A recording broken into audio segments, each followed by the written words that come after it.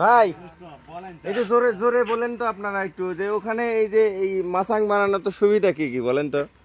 অনেক বাতাস আছে এই জায়গায়, আর অনেক সুবিধা আছে, অনেক বিয়ে করে থাকা যায়। কে এর উদ্ভাবক, কে কে বানালো এটা? আমরা মানে এখানে বসে একটু একটু ভাবলাম যে একটু উপরে বানাই, নিচে তো সবাই বানাই, বুঝলেন না?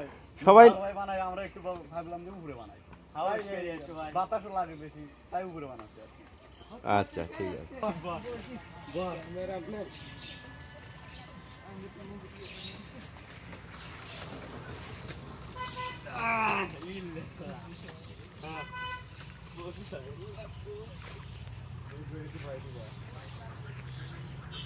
Yeah.